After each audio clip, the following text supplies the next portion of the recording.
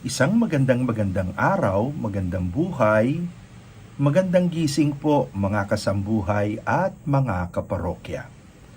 Ako po si Father Domi Guzman, Paring Paulino, Kura Paroko ng Our Lady of Sorrows, 2130 FB Harrison, Pasay.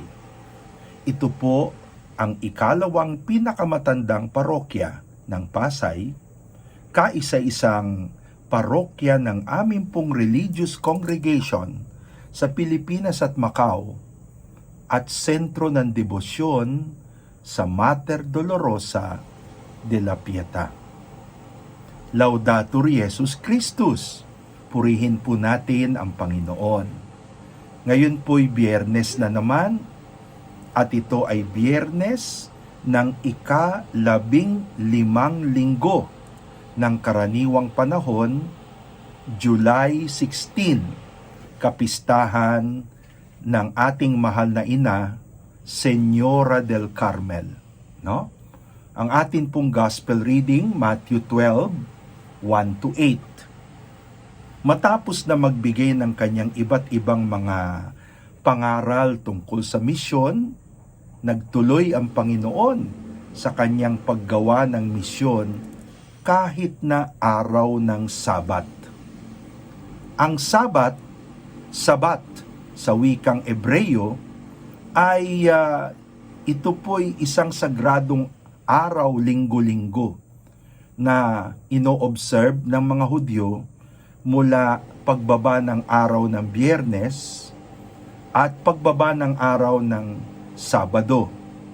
Literally, ang Shabbat, ang ibig po sabihin niyan ay pamamahinga, paghinto, hinto muna. Sa araw na ito, linggo-linggo, ay ipinagdiriwang ng mga Hudyo ang dalawang bagay. Unang-una, pasasalamat sa biyaya ng paglikha ng Diyos sa lahat ng bagay, na kung saan lahat ng bagay nilikha ng Diyos sa 6 na araw, at sa 7 araw siya ay namahinga. Pero pangalawa, ang Shabbat ay lingguhan na renewal ng mga Hudyo ng kanila pong Sinai Covenant. Makikita po natin ito sa Exodus 20, 9-11, Exodus 31, 13-17. Kung atin pong iuugnay ang ebanghelyo natin ngayon sa ebanghelyo kahapon, ini-illustrate ng Panginoon na ang batas ay hindi nagbibigay ng tunay na kapahingahan. Ang batas po ay bulag sa mga personal na pagkakaiba. Ang tunay na kapahingaan ay nanggagaling po sa ating pagsunod at pagbibigay ng lahat ng atin pong mga pinagkakaabalahan sa Panginoong Hesus. Ang batas dapat ay para sa kabutihan ng person ng tao. Ang batas ay hindi po ginagawa para sa sarili, no? The law does not exist for itself. Ang batas ay ginawa upang pangalagaan ang kabutihan ng nakararaming tao. Person-oriented, person-related. Kaya nga, sa kanyang pagpapaliwanag, ang batas ayon sa Panginoong Hesus, dapat tignan natin ang naging halimbawa. Paano ba sinundan ng mga tao ang batas? Tulad ng batas ng Sabat. Una, nandun ang halimbawa ng hari na si David, na dahil sa pangangailangan nila, siya at ang kanyang mga sundalo, kinain nila ang sagradong tinapay na sa batas, mga pari lang ang pwedeng kumain. Pangalawa, nandun din, sabi po ng Panginoon, ang example ng mga pari na bagamat araw ng Sabat, walang paggawa, kailangan nilang gumawa ng iba't ibang mga sakripisyo. Basahin po natin ang Numbers chapter 28, 9 to 10. And then, pangatlo, may halimbawa ng hari, may halimbawa ng pari, may halimbawa din ng mga propeta. Sabi ng Panginoon sa propeta Hosea, chapter 6 verse 6 ng propeta Hosea, sinasabi ni Hosea na ang Shabbat ay upang iparamdam sa tao at sa hayop ang habag ng Diyos na pwede silang mamahinga. And so sabi niya, mercy is better than sacrifice. Maliban po dyan, sa kanyang pagsasabi na siya'y Lord of the Sabbath, para bang sinasabi ng Panginoon, siya nasa lebelo ng Ama. Ang Ama na nagpasimula ng Shabbat sa Genesis chapter 2, 1 to 3, kalebelo ng Panginoong Hesus. Punto. Ang batas para sa tao. Kayo po, kung kayo'y tumitingin sa regulasyon, sa batas, tinitignan nyo ba ang batas na pahirap sa tao? Or tinitignan nyo ang batas pabor sa pangangailangan, pabor sa kabutihan ng maraming tao? Sana po, palagi nating tignan ang batas na may puso. Yan ang gustong makita ng Panginoon, ang batas na may puso. Sana po naka-inspire, nakapagbigay ng liwanag itong ating pagkagising sa umaga ngayong araw na ito. Paki-like, paki-post, repost at share sa inyo pong timeline, sa timeline ng pamilya, sa timeline ng kaibigan, sa timeline ng parokya, at sa timeline ng inyong mga faith-based communities.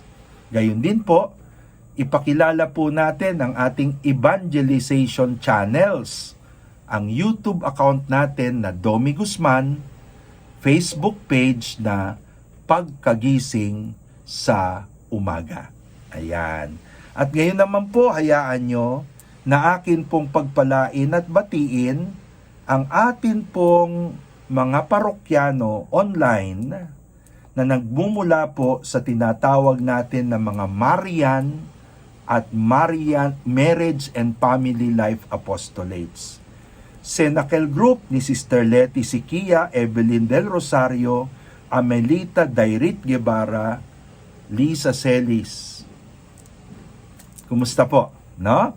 Gayon din po ang Holy Family Marriage Encounter Community, kinabibilangan ni Glenn Marlene Sinaon, Malu Jojo Punzal, Tata at Dong Salbanya, Edna Gary Salmingo, Pong Nops Barroso, Apple at Chris Yuson, Dong Babet Bayarkal, Kawi RJ Kiambao, Dondon at Claire Aribe, Webster at Gemma Morillo, Yusen at Olive Espinosa, Archie at Kiara Magsombol, RP at Jackie Velasco, at syempre po ang eternal member ng Marriage Encounter Holy Family Community, Bishop Paul Hausian, SBD ng Bangged, Abra. Special prayers para po kay Bibian at Jojo at Roby, kay Cecil Tuason Clemente, Seperina de Guia at Albert Yap. Pagbati rin po sa kabuuan ng Marriage Encounter Community, Foundation of the Philippines, MEFP, sa kanilang President Couple, Tito Robert, Tita Tinet Abentahado at ang buong MEFP Board of Directors, kinabibilangan ni Dr. Mar at Doktora Flor de Lisa Adraneda and family at ang MEFP East Cluster.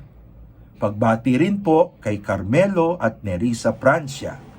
At sa St. Joseph the Worker Marriage Prayer Group, SJW Prayer Group sa ilalim po ng Heart of Jesus and Mary, Rolly Vicky Inesio, Johil Salvador, Dong Joy Rojas Lara, Joanne at Briggs Escanio, Angie at Ipe Inocencio, Arlene at Henry Tenefrancia, Roque Belo Tatlong Hari, Boli Lani Gabino, Roel at Rochelle San Vicente, Jim Joy Rico Hermoso, at Alma Gonzalez and family. At dito naman po sa Mater Dei ME Community, Ding Susan Mayor, Abet Koy Pangkog, Edgar Lulu, Aitona Pris Vicky Contreras, Omar Rose Mayo, Ben Leti Bernardo, Rock Chris Bulacan, Cyril Benigno Jimenez, Fegubalia and children, Demet Rose Araniego, Romel Josie Asierto, Loni Rodora Bohol, Romy Remy Lagman. Ngayon po'y italaga natin ang maghapon to spend the day well. Dear sweet Mother Mary, keep your holy hand upon me, guard my mind, my heart, my senses, that I may never commit sin. Sanctify my thoughts, words, actions, that I may please you and your Jesus, my God, and reach heaven with you. Jesus and Mary, give me your most holy blessings. In the name of the Father, and the Son, and the Holy Spirit. Amen.